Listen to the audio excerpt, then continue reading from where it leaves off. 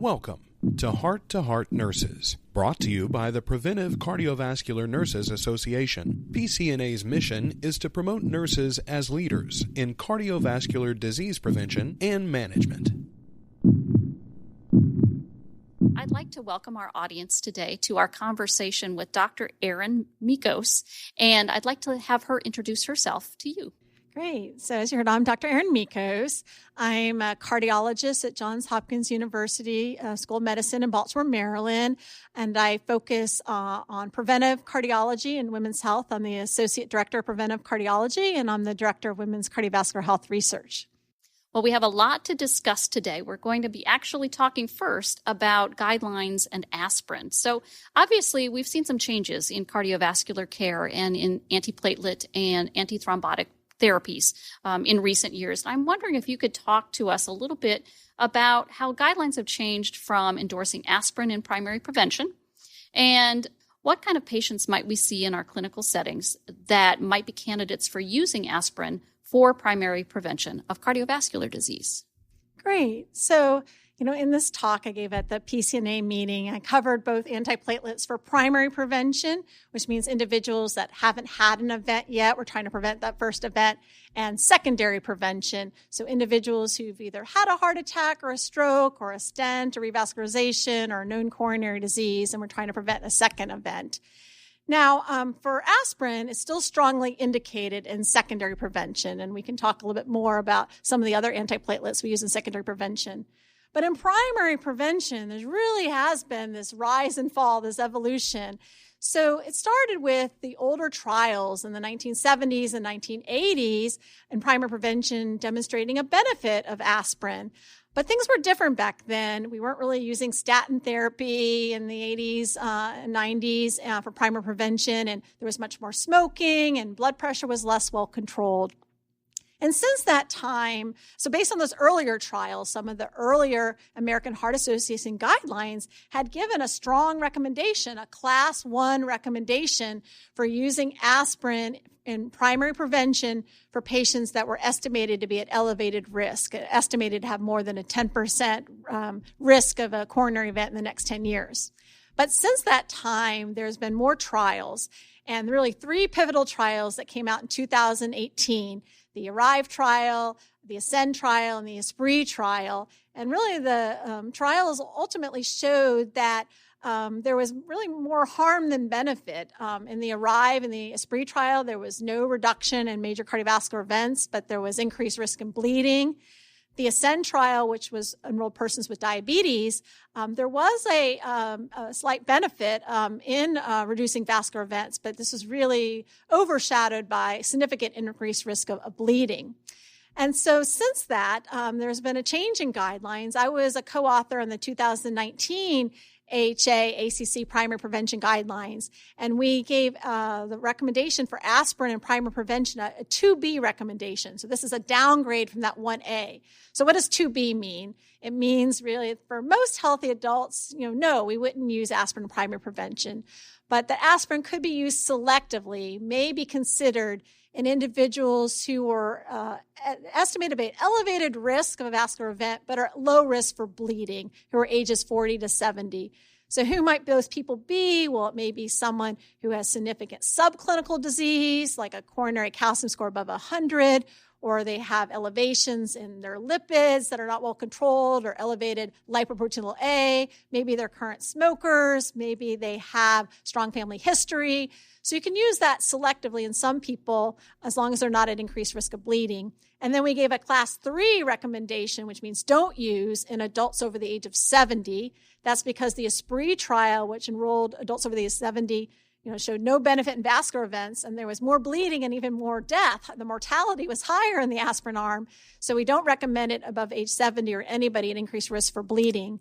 And then in 2022, last year, the U.S. Preventative Service Task Force came out with a statement. They also don't give a really endorsement for aspirin. They gave it a Class C recommendation, which means really it's an individual decision between a patient and their doctor, but may be considered, again, these really weak recommendations may be considered in adults age 40 to 59 who are at elevated 10-year risk above 10% for a cardiovascular event who are not at increased risk for bleeding. So this really gets into shared decision-making and who those patients might be. But for most healthy patients, we've really moved away from using aspirin primary prevention because the risk-benefit ratio is pretty narrow because vascular events are lower in primary prevention, but the bleeding risk is comparable.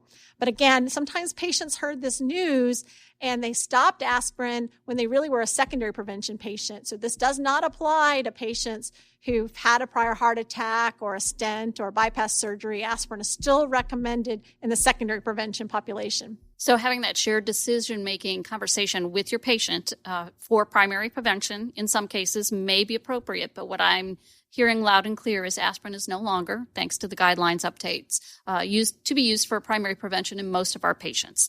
But for secondary prevention should be continued then. Yes. Fabulous. So let's switch directions just slightly. For patients who undergo PCI for acute coronary syndrome or have stable ischemic heart disease, what can you tell us a little bit about dual antiplatelet therapy or DAPT? And in particular, as I think about the clinicians who are listening to this, how do they decide the length of time to continue DAPT versus returning to single antiplatelet therapy or SAPT? And what factors might they keep in mind as they're making these decisions? Yeah, so these are challenging. So the CURE trial, which came out in 2002, enrolled patients with acute coronary syndrome.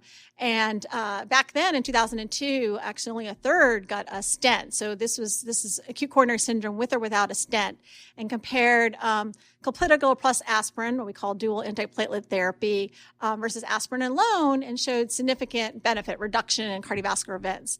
And since then, it's become a class 1 recommendation that in patients with an acute coronary syndrome, whether they have a stent or not, if they were an ACS patient, so they've had either a non-STEMI or a STEMI, either one, that we try to do 12 months of DAPT. Now, then there was a series of studies comparing some of the more potent antiplatelet agents with clopidogrel. So the Triton-TIMI 38 trial compared prasugrel compared to clopidogrel, and showed that the more potent antiplatelet agent did reduce vascular events in patients who with acute coronary syndrome that were getting a stent. So these are all patients with ACS in this trial that were getting a stent. But it came at a cost of a significant increased risk of bleeding. And there was also increased hemorrhagic stroke in patients that have had a stroke or TIA in the past. So you don't want to use prasugrel for patients that have had a prior stroke, but did show superiority over clopidogrel in the other group of patients with ACS undergoing a stent. And then there was the Plato trial, also patients with acute coronary syndrome, not necessarily undergoing a stent or not, showing that ticagrelor was superior to clopidogrel in reducing vascular events. But again, there can be an increased risk of bleeding. But because of that superiority, the guidelines did give a 2A indication that if you're going to use DAPT, which if you're using an aspirin plus a second antiplatelet, a P2Y12, the preference would be to use either prasugrel or ticagrelor over clopidogrel because of the superiority of reducing vascular events. Now, as I mentioned, the standard after ACS was 12 months. What happens after 12 months? Well, there's been some studies that have looked at extended DAPT, meaning longer than 12 months. And they did show that if you treat with dual antiplatelet therapy longer, you can prevent vascular events, but it comes at that cost of increased risk of bleeding. So you use longer therapy, you reduce events, but you cause more bleeding. So that's this balance. There's a number of calculators like the DAPT calculator, the Paris calculator, that have also the precise DAPT, is another one where you enter in patient characteristics and try to figure out that risk-benefit ratio of which patients are more likely to have a vascular event versus which patients are more likely to bleed to kind of decide whether you might extend beyond 12 months. Then there's the question about what if you have a really high-risk patient with acute coronary syndrome, who we're recommending 12 months, but they're at really high risk for bleeding. Can you de-escalate? Can you stop a therapy earlier? So there was a series of 5 trials that looked at de-escalation. So one of them was the Twilight trial. This was actually patients who've had a stent who were at high risk for bleeding. and they got 3 months of DAPT. They got the dual antiplatelet for 3 months with aspirin and ticagrelor. And then they randomized them to, after 3 months, just going to ticagrelor alone versus staying on DAPT. So when they dropped an antiplatelet, they're dropping the aspirin. So they're comparing ticagrelor alone with aspirin plus ticagrelor, and showed that strategy significantly reduced bleeding. As you can imagine, just one agent versus two reduced bleeding, but didn't seem to come at a cost of worsening the vascular events. Didn't increase the risk of MI or stent thrombosis. So after that, in the more recent 2021 American Heart Association guidelines about chronic coronary disease, they do give that option that for patients who've had acute coronary syndrome, if they can't make it to 12 months, that you could potentially de-escalate at 1 to 3 months. And if you're going to de-escalate, to drop the aspirin and to stay on the P2Y12. So that's a 2A option. And then they have the other option, which is 2B, a bit weaker, that in some select cases you may treat longer than 12 months on the converse side. So it's really a challenge, and you have to think about patient characteristics, also characteristics about their anatomy. Did they get that stent for a heart attack that puts them into a higher risk category, or did they get that stent for like stable angina? Was there the size of the stent, the complexity of the anatomy, was there bifurcating lesions? All this kind of goes into these decisions about whether we really want to treat with more potent therapy for longer, because that has benefit, but it comes at this trade-off of higher risk of bleeding. We're going to take a quick break, and we will be right back. For more education, resources, and tools for your clinical practice, visit pcna.net. You'll find CE courses, patient handouts, and more, all free to access. Visit pcna.net. We're back with Dr. Erin Michos discussing antiplatelet therapies and some differences and similarities that we need to keep in mind so that we can have the best patient outcomes. It sounds like, Dr. Michos, that we have a lot of considerations when it comes to using these pharmacotherapies. And I'm wondering if you could talk a little bit more about some of the factors to keep in mind, maybe about methods of action or mechanisms of action for the P2Y12 inhibitors. Could you do that for us? Yeah. So, the first one in the series that I started with is talking about clopidogrel. So clopidogrel is a prodrug, which means it needs to be activated to be the active drug. And unfortunately, there is a lot of genetic variability in how people metabolize this drug. So there can be a substantial amount of clopidogrel resistance, which means that the amount of platelet inhibition by this drug can vary from a person to person. And there are some genetic tests that you can do to see if someone's going to be a clopidogrel responder or non-responder, but that's not always widely done in clinical practice. And so, as I mentioned, the guidelines, particularly for high-risk patients with acute coronary syndrome, have favored the more potent antiplatelet therapy, the prasugrel and ticagrelor, over clopidogrel for that reason. So both clopidogrel and prasugrel are thiopyridines, and they are irreversible inhibitors of the P2Y12 receptor. So the P2Y12 is a receptor on the platelet that's normally where ADP binds to that for platelet aggregation. So by inhibiting that receptor, it kind of prevents the platelets from getting activated and aggregating. And so those drugs inhibit for the life cycle of the platelet. So the platelet has a life of about 7 days, and so the bone marrow is always making new platelets, but they have a longer action, they hang around longer. So that has considerations if your patient needs to go for surgery. Generally, you'd want to hold the clopidogrel for 5 to 7 days before surgery, or prasugrel from 7 to 10 days. Prasugrel being more potent and also being an irreversible inhibitor. So that's some factors to consider. Now, ticagrelor, so just on the dosing, clopidogrel is dosed 75 milligrams a day. Prasugrel is dosed 10 milligrams a day. And as I mentioned earlier, you don't want to use prasugrel in persons who have a history of stroke or TIA. And prasugrel was only indicated in people who were going to be undergoing stent placement. So it's not used in ACS if someone's not getting a stent. And you also want to maybe dose reduce prasugrel if they have a low body weight under 60 kilograms. And we generally try to avoid it in older adults who are over the age of 75 because of that hemorrhagic stroke risk. But if you're going to use it in an older adult, maybe also dose reduce to 5 milligrams instead of the standard 10 milligrams. So then getting to ticagrelor. Ticagrelor is actually not a thiopyridine. It inhibits P2Y12 by a different mechanism, and it's actually a reversible inhibitor, meaning that it can dissociate from that receptor so that it doesn't last as long, which has advantages if someone's potentially going to be heading off for surgery, like bypass surgery. It could be stopped, after 3 to 5 days. The bleeding risk is lower, so it has a much shorter duration of action. In acute coronary syndrome, we use the 90 milligram twice a day dosing. There was also a trial called Pegasus that looked at more the stable population, so people who are more than a year out from a heart attack or more. And if you're going to use ticagrelor as part of that extended DAP, that long-term beyond 12 months, then you would dose reduce to 60 milligrams twice a day plus aspirin. So those are the major differences.